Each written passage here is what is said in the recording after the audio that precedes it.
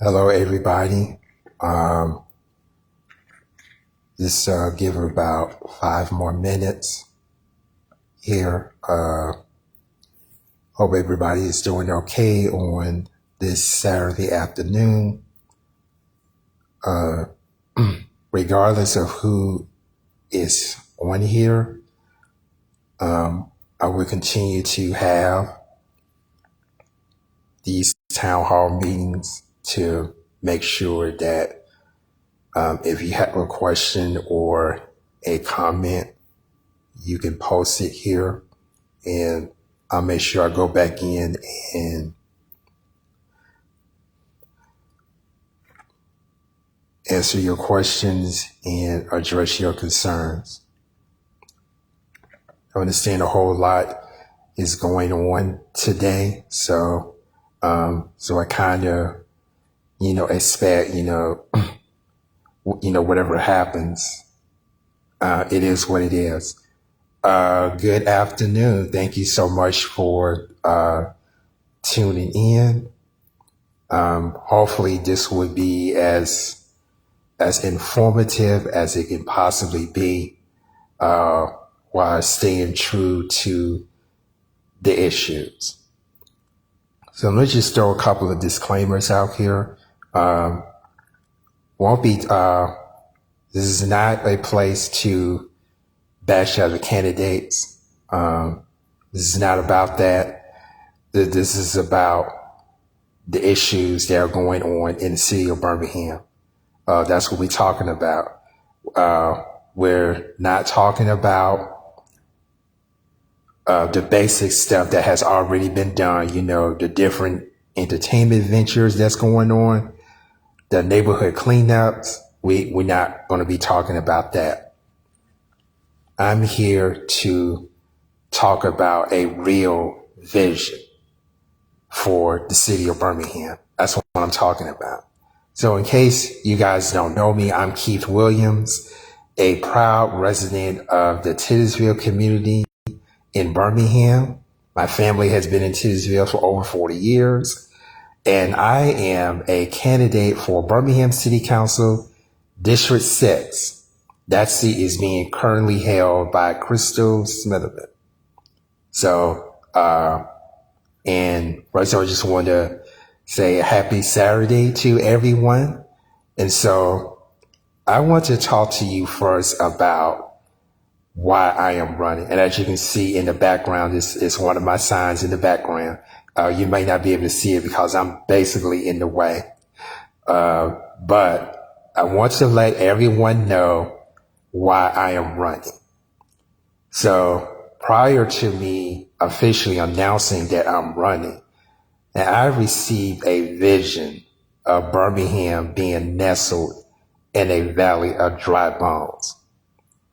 Now, for those of you who live in Birmingham, Birmingham is at the foothills of the Appalachian Mountains. And so Birmingham actually sits in a valley. It's called Jones Valley.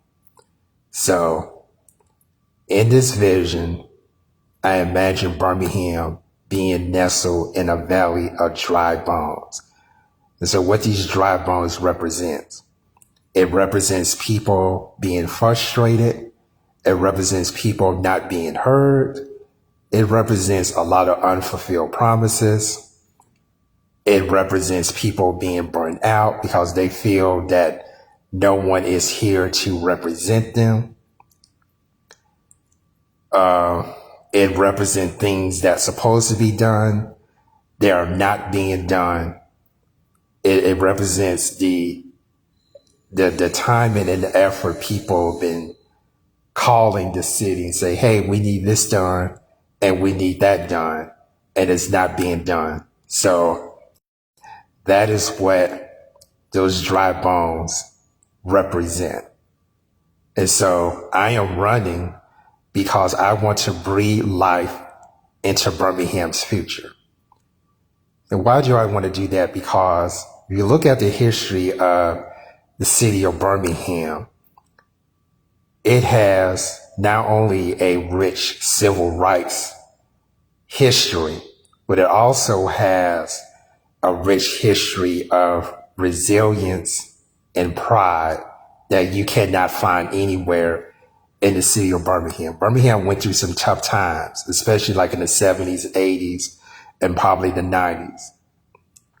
But Birmingham had rose from those challenges. And so I know Birmingham has great potential, but it's time for leadership that understands what the people are going through. It's time to show some empathy and leadership that genuinely cares, leadership that not only will hear you, not only they will listen to you, but they will take your concerns and say, hey, let's come together at the table and see what can we do to solve these problems. And so with that, I want to breathe life into Birmingham's future. And so what does that look like? We have what is called the Birmingham Rising campaign. And the best way that I can explain this is this. Now, for those of you who are familiar with, farming, in order to grow food, you have to have a seed. You put the seed into the ground that is fertile ground. You water it, and then you allow the sun to take nature to take its course. And so that's the best way that I can describe Birmingham Rising. So what does that mean citywide? It basically means when we invest in people, meaning that we address their concerns, such as public safety, neighborhood revitalization, bringing jobs and businesses into the city, making sure that we look after our youth with positive opportunities and activities for growth, making sure that our infrastructure is up to par. So this is what I'm talking about when we are investing in people. And so so that means that the dollars that the city of Birmingham is getting needs to go into underserved communities, particularly those communities that are west of Interstate 65, which for the last 50 years had been neglected. Even when it comes down to city services, it's been limited in the number of city services that are being offered in areas west of Interstate 65. And so we need to make sure that those dollars go into those communities. Now, you probably heard that there is not enough tax base, in those areas.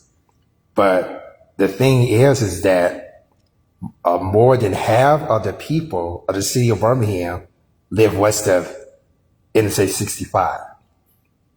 So what does that mean? That is a potential for growth economically.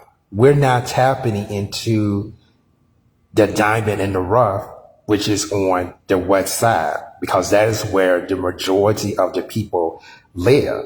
So again, if we invest in that area of the people, building things up, then that return would come to us, 10-fold, 30-fold, 60-fold, 100-fold.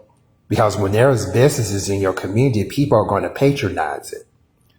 They're going to go to these different stores. They're going to spend money. And that money should go back into the local economy. With so much land and so much opportunity west of 65, Birmingham needs to tap into its diamond in the rough in order to bring more revenue to the city of Birmingham. So much that we don't necessarily have to rely on, grants and things like that, which is helpful if you want to offset the operating budget. So your operating budget should be used for the basic upkeeping of your city. That means your police department, your fire department, your sanitation department, making sure that your streets are clean, making sure that you have regular trash pickup, things of that nature. And then anything else that comes from that should be invested in your most vulnerable communities. We'll talk about that in a minute. And so when we invest in people and people go and they, for example, patronize these different businesses, then that's putting money back into the economy, which means that the people quality of life will increase and the revenue of the city will increase. So when you invest in people, the people begin to rise because they're thriving, their quality of life has increased. And so when that happens, Birmingham rises. And so that's where Birmingham Rising comes from. So how do we do that? So this is my card, if y'all can see that. So that's my card. And so the way that to do that is through a framework called ACT, ACT. It stands for accountability, community engagement, and transparency. Now, these are words that are often used a lot of times by politicians. But these three words, accountability, community engagement, and transparency, is more than just words. They're actions. Let me give an example. Accountability should be rooted in action. That means we need to have transparent budgeting in which as a counselor person should be having budget meetings in their particular districts to where people can be at the table and they can voice those concerns. And then we take those concerns back to the council and say, hey, this is what the people want. We need to put pressure on the mayor that this is what the people want. It's not what we want. Okay. Also too, accountability is rooted in action. That means that I need to be accessible. When you call me, I should be there. And not only should I be accessible, I should also be empathetic, meaning that I'm deeply concerned about whatever it is that you're going through. So let's just say that you have dilapidation at your house, in your neighborhood. This is where I come in. I talk to you. I let you know this is what I can do. This is what I cannot do. And then I go to work. That's accountability in action. Also, during my time on the council, I will not be participating in any backdoor deals. I will not be participating in any secret meetings. All meetings that are dealing with public dollars should be made public, and the people should be involved. That is accountability in action. In terms of community engagement, city council, I believe, should have year-round visibility, not just going to different events and doing photo ops. I mean, really getting down, rolling up your sleeves, and putting your hand in the dirt. And it should be done year round, not during election season. It is very common every 4 years that nothing's being done the first 3 years, and then on the fourth year, everything is being done. Look around your neighborhood. You'll see people, having different events. They're cutting grass, they're tearing down houses, they're doing all this different stuff in the election year. But where were they the other 3 years? That's not community engagement. Another thing that I would do to enhance community engagement is that I will be having listening tours and town hall meetings in District 6. That means I will go to a different neighborhood every month to listen to your concerns, to build relationships, and work with you to see what can be done to address your concerns. And I promise you, I will be going to every single neighborhood in District 6 through listening tours and town hall meetings. Another thing that I plan to do in the area of community engagement is that we're going to have support for our neighborhoods and our youth. In terms of neighborhood associations, there shouldn't be heavy restrictions on how neighborhoods can use their funds. That is a policy issue that the city council can change so that we can remove the red tape as to how neighborhood associations can use their funds. So if they want to use their funds for a project, I welcome that. And that would come out of their neighborhood funds. I also want to reach out to our young people who says that they want to be at the table and there are certain things that they want to do. So we want to have a conversation with them to find out the specifics. And then through budget maneuvers, City Council will be able to provide funds to engage our youth, provide positive activity and opportunities, for them to be thriving adult citizens in society. And this will in turn distract our young people from engaging in devious behavior. That is community engagement. Now, transparency is very important to me because I just don't say it, I live it.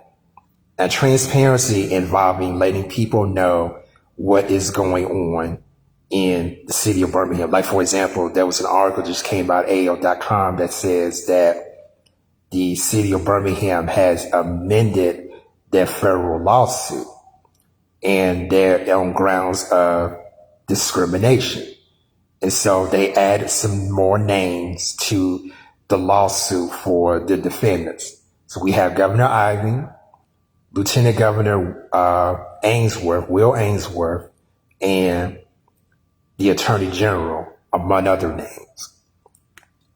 So we want people to stay informed of what is happening in the city of Birmingham. And so how are we going to do that? First of all, I'm going to have weekly updates on Facebook Live about city matters. That includes all meetings that I will be attending as a member of the Birmingham City Council. I will continue to have open dialogue with constituencies. I want to build relationships with my constituencies.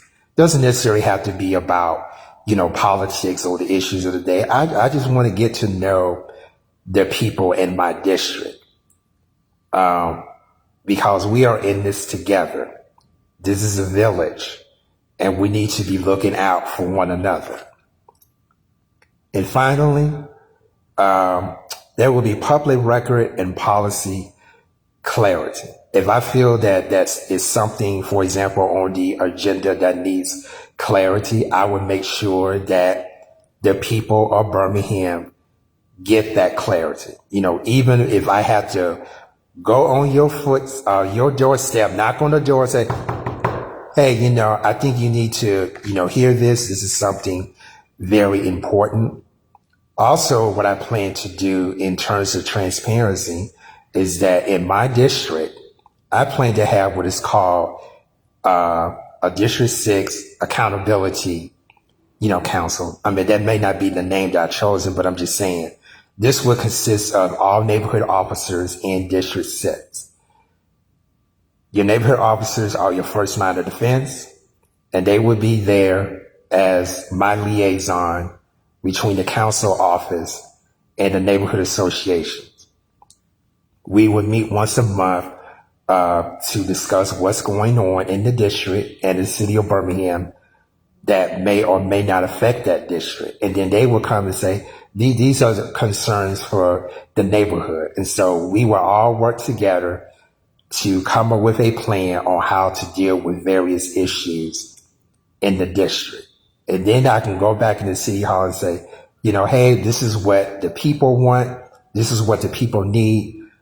Then my advocacy hat is turned on, and then I'm ready to advocate and fight for you. So that is what accountability, community engagement, and transparency means.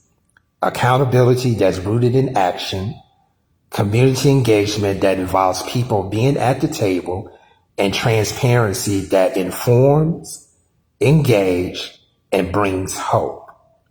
And so that is the framework that will be used to activate the Birmingham Rising campaign. Now, what are some of the issues? So that's pretty much the vision. Now let's move on to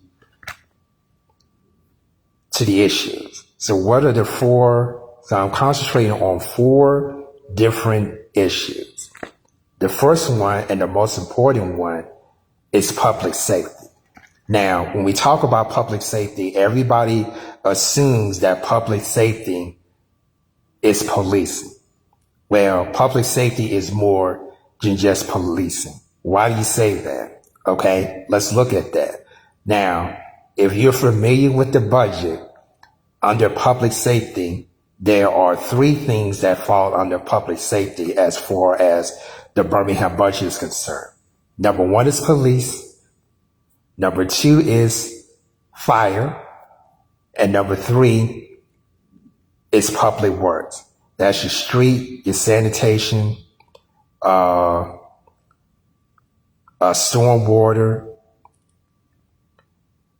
the street sweepers. All of that falls on the public works. Now I'm going to break this down really quickly. So when we talk about policing, the first thing that needs to be done in the first 100 days of the new city council administration is that according to the Mayor Council Act, the city council has the ability to inquire any department, board, or agency within the city of Birmingham. And so the Birmingham Police Department needs to be under microscope. Have you ever watched those congressional hearings on TV? You know, where you had to go before Congress and you had to explain certain things? Well, city council has that same type of power. But it's going to be done with a twist. It's not only that the city council will be able to address these various departments, but the people will also be able to address these various departments. So it's going to be like a congressional hearing on steroids. So instead of the legislative body asking questions, the people, the citizens will be able to ask questions as well. And I'm quite sure that these questions are going to be specific to different neighborhoods.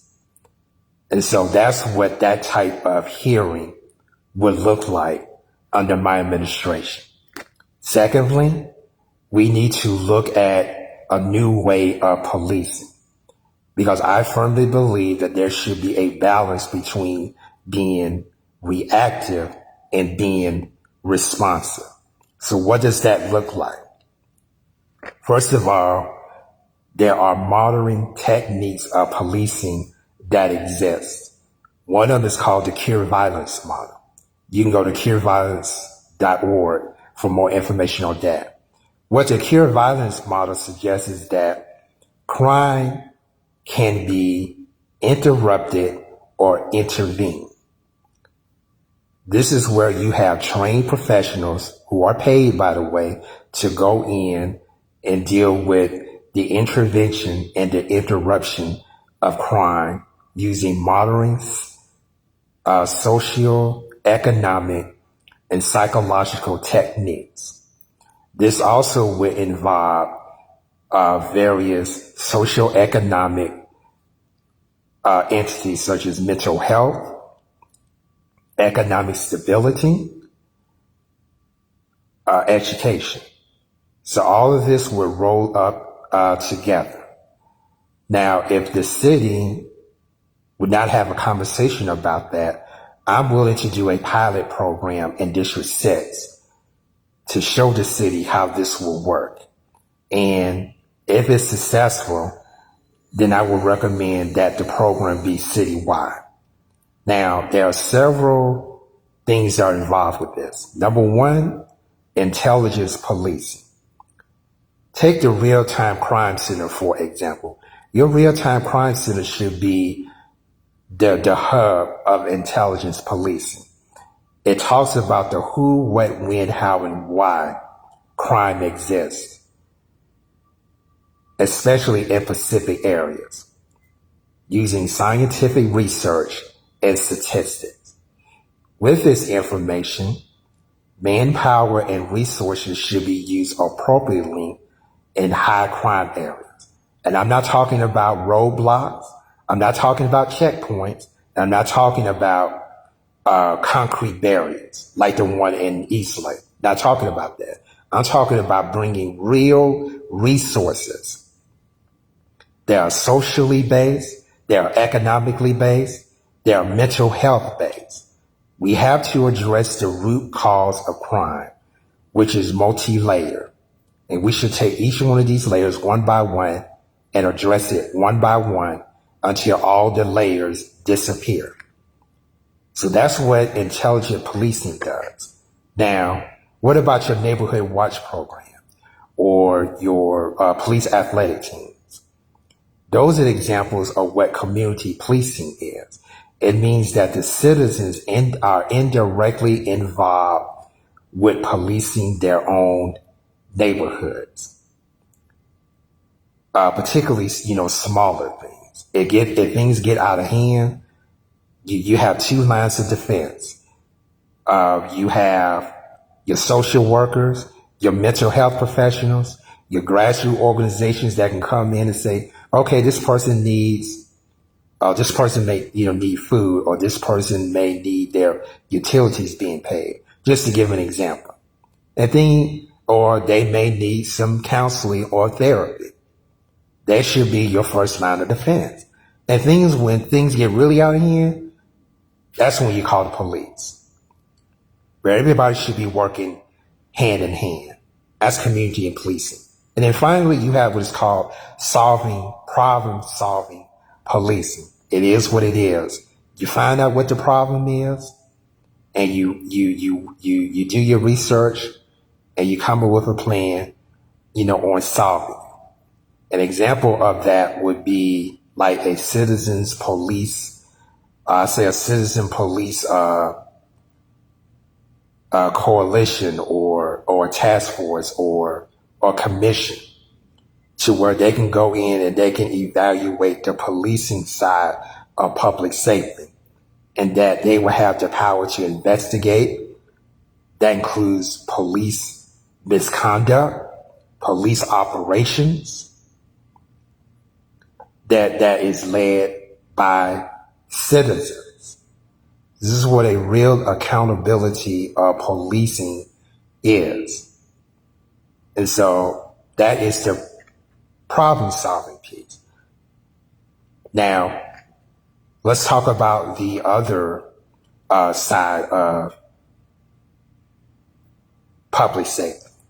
Policing is there to protect people and protect property. Then you have your fire department, which is basically there to protect your home or your business in case there's a fire. So all your hard work would be saved. So it's not enough that yourself would be protected. It's also important that your place of business is protected, or your house is protected, or your investment is protected.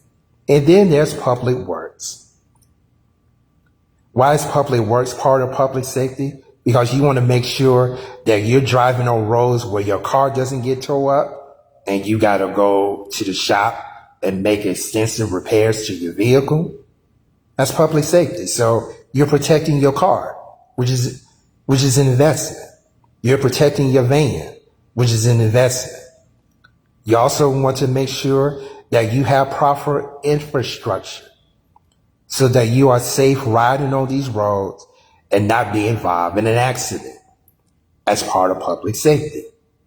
You want to make sure that your streets are clear of debris and obstruction, because that's normally how accidents, some accidents occur on roads as well. So all of that is part of public safety. And remember, public safety is not just about policing. It's about securing your future your peace of mind. Okay, so that's the first issue. Second issue is that I want to empower your neighborhoods. Like I said earlier, District 6 under my administration will have what is called a district-wide board consisting of neighborhood officers. Your first line of defense when it comes to whatever is going on in your neighborhood. You go, you mention it to your neighborhood officers. And one of the things I also like to do is, making sure that our neighborhood officers have the resources that they need to engage the residents and their neighborhoods. That also including going to neighborhood meetings so that the people's voices can be heard. Remember, your neighborhood officers are your first line of defense. And then we will meet once a month or however that we need to meet. And we will lay all these issues out on the table. And we will say, okay, what needs to be done to address these issues? We will work together to come up with a plan to address these issues. And then here I go to work advocating for you to the mayor and say, okay, needs to be done. That needs to be done. If it's a policy issue, the city council they can write ordinances and vote on ordinances that deal with certain issues. Also, too, we want clean and safe streets that involves public works. If we have to go out and contract a professional, for example, I know someone that has a storm drainage issue going on in this particular neighborhood, and that's something that public works cannot do. The city will have to contract a professional to do it. Well, city council, they vote on that. It should be someone that has a professional track record of whatever project it is. It doesn't necessarily have to do with mining, doesn't necessarily have to do with the lowest bid. It has everything to do with, can this person do the job professionally? That's also including repaving streets and filling up potholes so that when it rains and storms, the pothole doesn't become a pothole again. We want to prevent that. We don't want to waste money. We want to invest in the city of Birmingham. We want to breathe life into Birmingham's future. And in order for us to do that, we have to invest in the people of the city. And then finally, under this empowering neighborhoods, we want real investment in people, not just projects. For example, in many parts of the city of Birmingham, there is a storm drainage issue that needs to be addressed. We know that's going to cost money. Well, as a council person, we have to, make sure that there are funding in place to deal with that. And if it's a policy issue, we will look at the storm water drainage ordinance and make some amendments if necessary to make sure that these dollars go into fixing the stormwater drainage issue. I know there are a lot of places in the city of Birmingham that is dealing with this. Also, in terms of our infrastructure, there are a lot of roads that are in need of repair. I know in West End, I get correspondence all the time about how bad the roads are in West End that haven't been repaired in so many years. Fortunately, a couple of years ago, we had a serious drainage issue on, if you're familiar with where Memorial Park is, right before you go under the viaduct to go into UAB, you stood there under the viaduct. It flooded very bad over there. And so for 2 years, I have advocated to the city to have it fixed. And it was, my comments were so, advocacy was so powerful that CBS 42 had done an interview concerning my findings. And because of that, the city came in and they fixed the viaduct, and there have not been any flooding issues since then. Even the Department of Transportation had contacted me as many times as I can, ever think about, to make sure that the project is complete and that we would not have this issue again. So again, I want to thank the Birmingham Department of Transportation for their transparency. But this is an example of what advocacy is. Now, would I be able to do that as a city councilor? No, because I cannot, directly or indirectly, interfere with any department head in the city of Birmingham. I would have to go through the mayor for that, not them. Okay. But I'm just giving an example of what advocacy looks like. And so we just don't want to do just pet projects. We want to make sure that the underlying problem is solved so that we can focus our attention and dollars on other long-term solutions, such as upgrading our parks and recreation centers, where we can bring in nonprofit organizations to come in and have all sorts of programs for youth and adults. We're talking about positive activity and opportunity for people to grow.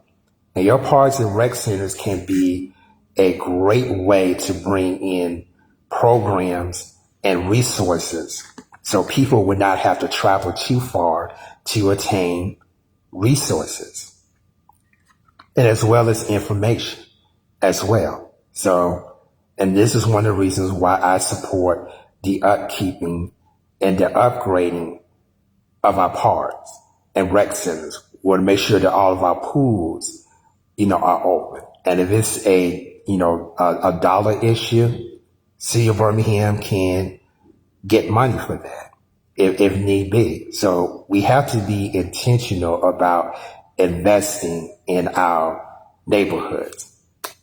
The third thing that I want to talk about is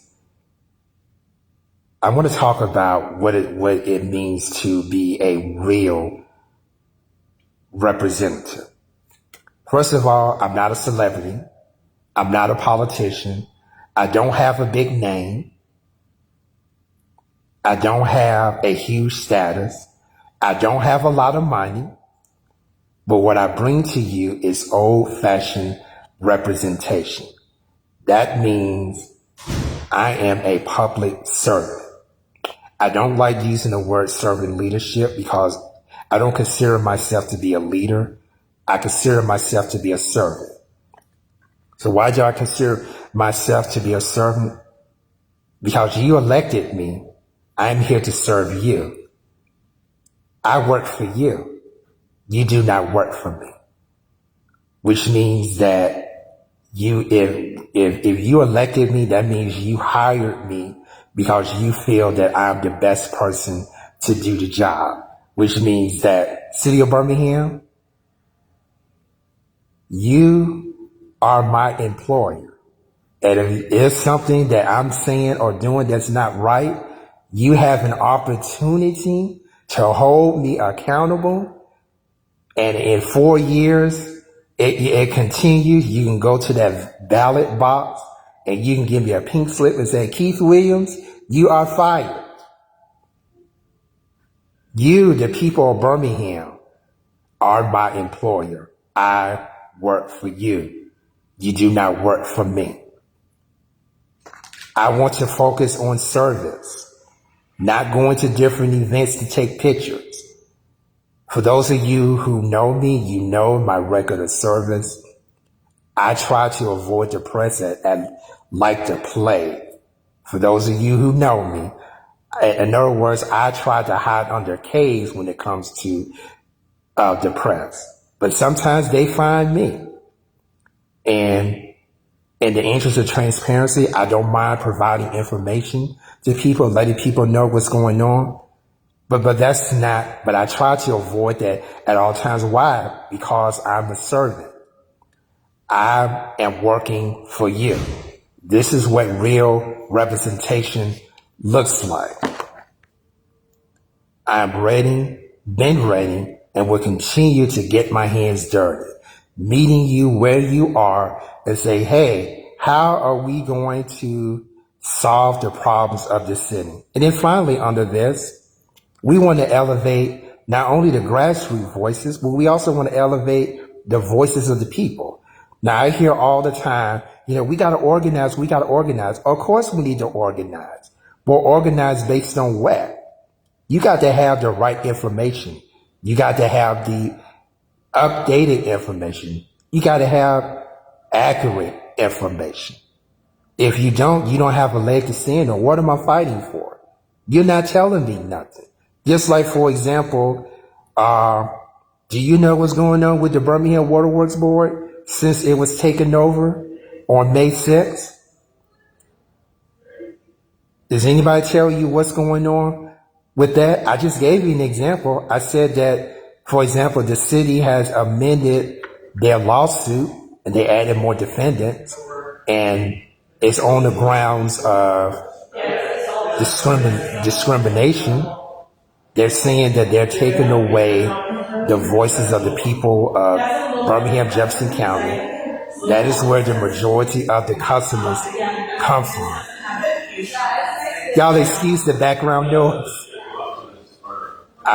Just give them a few minutes to leave and then I'll continue.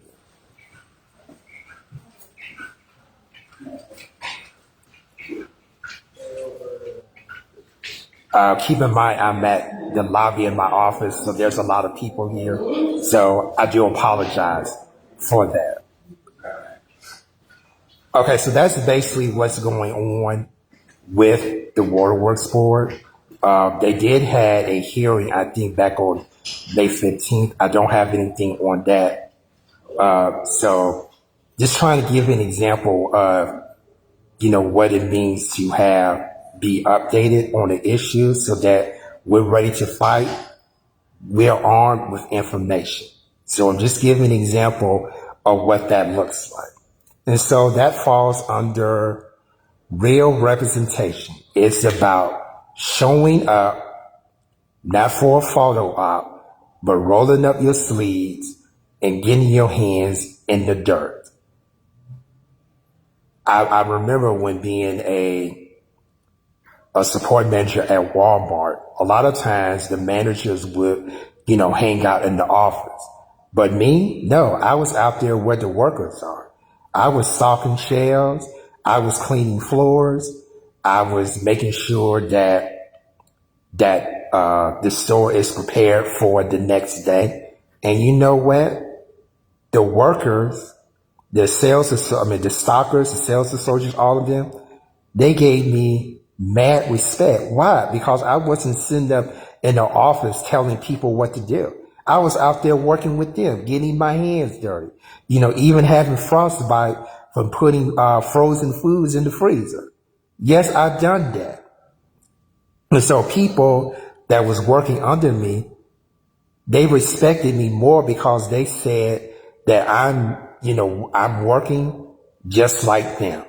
Now, how so much so that's important as a city council? I don't even like being cooped up in the office. I'm used to being out in the field. I'm used to being out where the people at.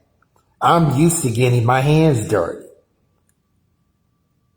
And so that would not change. This is an example of what real representation is like. And then finally,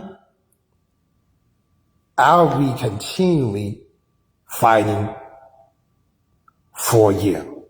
So this is not about attaining political power. This is not being involved, being in backdoor deals. This is about being out in the open. Everything that I'm saying, everything that I'm doing, you will know about it. Because we're going to have the town hall meetings. We're going to have the listening sessions. We're going to be in these communities. We're going to meet people where they are. And if we can, we'll address their issue right then and there. If not, we will make sure that you do not have to wait in order for an issue to be resolved. We will work effortlessly and tirelessly to make sure that your issue is resolved. And you don't have to wait 6 months, 1 year, 2 years, 3 years. No, we're gonna try to solve that issue as quickly as we possibly can. But I ask that you remain patient as we continue to find long-term solutions to some of the issues. So what else? So let's talk about neighborhood revitalization, for a little bit. I want to inform you that tearing down a house or business or whatever, or a dilapidated structure, let's call it a dilapidated structure, it's not neighborhood revitalization by itself. Because when you do that, you're leaving vacant land that is subject to blight and overgrowth. And that will bring down property values. People don't want to go into a neighborhood where there's a lot of, empty buildings and a lot of empty land. That land needs to be utilized, which means that the city needs to form partnerships with organizations and businesses to clean up these neighborhoods, making sure that these neighborhoods are safe. Just gave you some examples of that earlier, so that it would attract more people to come in and live in your city. And that's through what I like to call income-based housing. That basically means that you want to have housing so that people, families of all types of income ranges will be able to come in, and live. We don't want to push people out. And so with that, we have to talk about an education system, and I'll be working with the school board to make sure that the school board get its adequate share of not only funding, but resources and support for our teachers so that they'll be able to guide our young scholars to be thriving adults. Another thing I would like to see is that we will work with the Innovation Economic Department, I think that's what it's called, to make sure that we're able to attract businesses to the city of Birmingham so that people will be able to, buy their necessities like healthy food. Maybe they want to get their hair done. Maybe they want to do some shopping. We want people to spend money. They also have to go to a place to where they'll be able to spend money so that we don't have to go outside of the city of Birmingham and put dollars in other cities. Those dollars can stay right here in the city of Birmingham. And so this is what I'm talking about when I'm talking about neighborhood revitalization. We want to make sure that our infrastructure is up to par. We want to make sure that our neighborhoods are kept clean. If that means we have to go back to having trash service twice a week, I'm willing to do that. For a long time, we had trash service, I think, on Tuesdays and Fridays. I think we need to go back to that. There's also been a time to where most neighborhoods will have a trash and bulk pickup once a month. Some neighborhoods have 2 months. We probably need to go back to that. So what does that look like? In other words, if you're a councilor person, you may want to advocate to the mayor that we need more people for public works. And if we have to find the money to hire more people, then that's what we're willing to do. That's what I'm willing to advocate for, because we need more people on public works in order to make that happen. When I first announced, someone asked, do you support having trash service twice a week? I said, absolutely. I absolutely support it, because that's another way to maintain our trash and to keep our neighborhoods, clean. Now, if a neighborhood association or a group or a nonprofit, they want to do a neighborhood cleanup, I'm all for that. In fact, I'm used to being in those type of, cleanups. Again, not for photo ops, but rolling up my sleeve and say, hey, I'm going to pick up paper right along with you guys. Because that's what I'm used to. Because if service is in you, you're going to give it 110%. If it's not in you, you're going to do little to nothing. So to me, that is what neighborhood revitalization looks like. And so that is pretty much the main issues on my platform. If you want to know more information or go into great detail, you can go to my Facebook page, my campaign Facebook page, which is at K.O. Williams PC, that's P as in Paul, C as in Charles. You can also go to my website at www.keithowilliams.com. Click on campaigns in the campaign tab on the navigation on homepage. Click on that, then look for Birmingham City Council. And there you will find all sorts of information. On my Facebook page, I try to post twice a day, 7 days a week, letting you know what is happening, what the issues are, and what I plan to do to address those issues. Again, I post twice a week, so it's a lot of stuff. You may not be able to read it all in one day, but it's jam-packed with solution. We're talking about the issues, we're talking about the problem, but we're also saying, hey, this is what the solution is.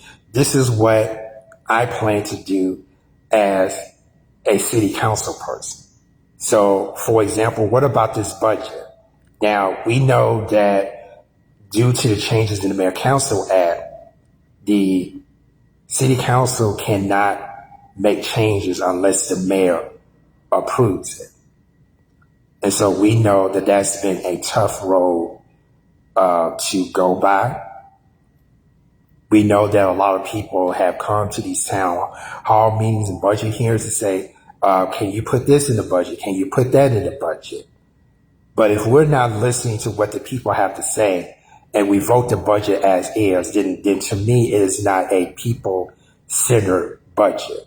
We have to make sure that the budget is a people-centered budget. So how do we do that? One of the ways that we do that is that there's a concept known as participatory budgeting. And participatory budgeting, you take a percentage of the budget, you go before the people and say, okay, we're taking this amount of the budget. What would you like to see done with this money? And then we will incorporate that into the budget.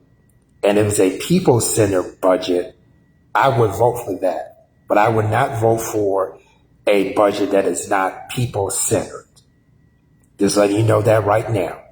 I don't care how many times that I vote no in relationship to this budget. If it's not a people-centered budget, I'm not going to vote for it. But I want you to know what the budget looks like and how it's going to affect you. Now that I will do. Another thing that I will do is that I will go to the legislature and say, hey, the mayor has too much power, in this budget. That needs to be returned to the city council. I will advocate like hell for that because I believe that in the times past, city council has always been the central and focal point of the budget until 2016. That power needs to be restored back to the city council, and I will advocate for that. I have a solid relationship with many folks down there in Montgomery. Some of them know me by my face, some of them know me by name. And so by having that relationship, it's easier for me to advocate for these changes. And so that's one thing that I would do in regards to this budget, is that the power and control over the budget should remain with the city council. And with that being said, we can also incorporate the participatory budgeting piece to where people will have a direct say-so what should and should not be in the budget. One of the things that was talking about in the last budget hearing was street repair, filling up potholes. Another thing that was talked about was flooding, storm water drainage issues. Those are two very important issues that people should not only have a say-so in, but it should also be reflected not only in the budget, but particularly the capital funds budget. This is where most of your projects are implemented, where it's upgrades to a park that falls under capital projects. And so people need to understand and get more information, not only about the operating budget, but also the capital funds budget. And so that's basically what that looks like. And so I'm just going to leave it here. Let's see, what time is it? Yep, we've been here for almost an hour, and it was already a lot of information that's being said about my vision, about my platform, what I stand for.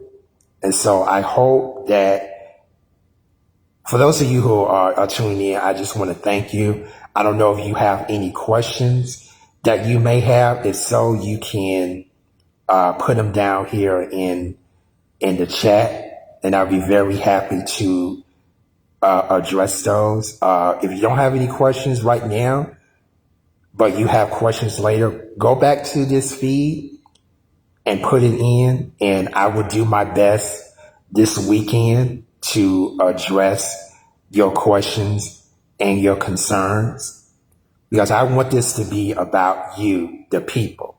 So it's not about what I would like to see done. It's about what you, the people, want to see done. Because remember, you don't work for me, I work for you. You are my boss. You are my employer. So that means you need to be telling me what to do instead of me telling you what to do. This is what real leadership looks like. It's about being a servant, not a celebrity. It's about service, not photo ops. It's about elevating the voices of the citizens, not dominating conversations. It's about being open and transparent, not being involved in backdoor secret deals, not being involved in secret meetings, and definitely not about being paid off. Because I'm going to let you know something right now. You can't buy me. You can't pay me. You can't intimidate me. You can't bully me. I don't care who you are. My focus is on the people. I stand and will fight for the people. And if I have to do this by myself, I will. And trust me, I'm used to being by myself. There's been many battles that I fought in my life in which I felt like I'm alone. So this is no different. Because why? Because what the people are going through is my concern. I don't care about anything else, at this point. Y'all can do whatever you want, but I'm standing behind the people, even if I am the lone wolf. Because at the end of the day, if you really look at it, it only takes one person to stir the pot. One person can make a difference. Why? Because I want to breathe life into Birmingham's future. These dry bones that I talked about earlier in this virtual meeting can live again. Birmingham is not dead. It has an opportunity to revive. But we need leadership that understands and want to breathe life into Birmingham's future. You need a leader that's going to revive the people. You see this breathing life into Birmingham's future? That's what I want to do. That's why I'm running. This is not about politics. It's about people. And once we get politics out of the way, then we can focus on the people. But as long as politics and bureaucracy get in the way, we're no longer are able to focus on the people. So you see this date, August 26th.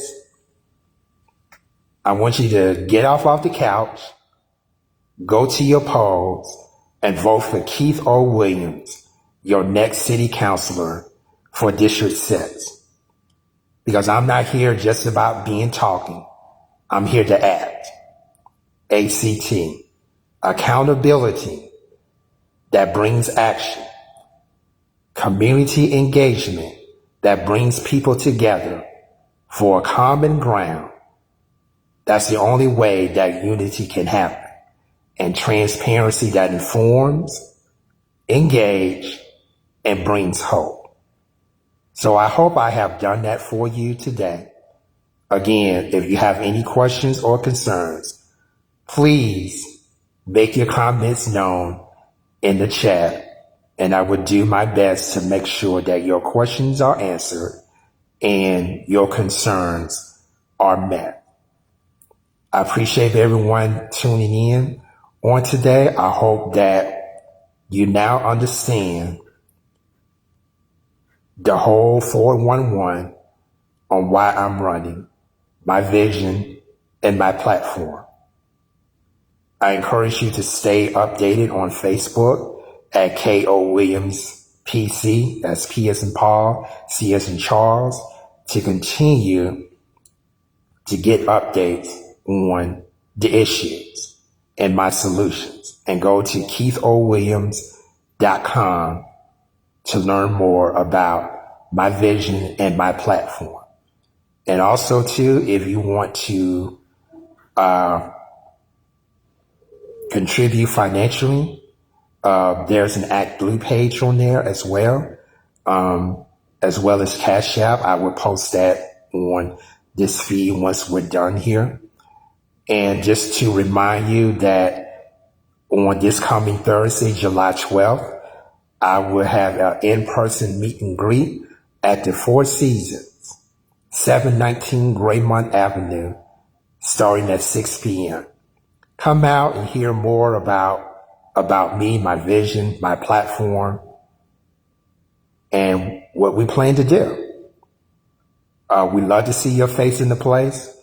If you live in District 6, tell your friends and neighbors to meet me at the Four Seasons. Again, 719 Graymont Avenue, right before you go under the Interstate 65 bridge on the corner of Graymont Avenue and 9th Street North.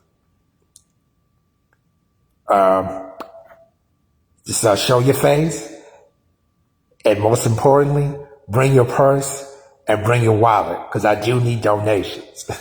It's cost to run a campaign. But most importantly, bring your voices, because I cannot speak for anyone else, but to me, your voice matters. And not only that your voice matters, I want to do something about it. And together, we can breathe life into Birmingham's future. Thank you so much for tuning in. If you missed it, it will be on archives, I think, for the next 30 days. And I think eventually I'm going to download this and post it on TikTok. And then I'll give you the TikTok link for that as well. So again, I just want to thank everybody for tuning in. This is a virtual town hall meeting to where I, Keith O. Williams, candidate for Birmingham City Council District 6, is highlighting his vision, platform, and plan for not only District 6, but for the city of Birmingham. Why? Because I want to breathe life into Birmingham's future. Thank you so much for tuning in, everyone, and hopefully I will see you on Thursday.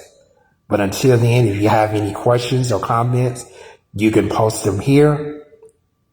I will get a notification, and I will make sure that I will answer your questions and address your concerns accordingly. But this campaign is not about bashing people. It's about bringing real solutions to real problems. And so everything has been solution based and policy based. And so I hope that I have done a great job in kind of breaking this down for you guys so that you can make an intelligent decision on who you want to vote for. So I hope I've done my job. Again, if you have any questions or concerns, you can post it here, or you can send me a private message. If you don't want it to be public, that's fine with me. You can also call me as well. My number is area code 205-666-3349, or you can call me at area code 205-641-9976. Or you can email me at friends, FRIENDS, Keith O. Williams, is all one word, at gmail.com. So those are the ways that you can get in touch with me. I'm looking forward to hearing from you. And if you don't live in District 6, come on by, show your face. And if you know someone who lives in District 6, let them know that I'm running and I'm willing and able to talk to them. I'm ready, y'all. I'm excited. I'm ready to get my hands dirty, ready to get to work for you, ready to continue to fight for you and advocate for you. Because remember, if it's in you, you're going to give it 110%. If not, it is what it is. But I'm going to give it 110%. Why? Because I want to breathe life into Birmingham's future. Again, thank you so much, and we'll see you soon.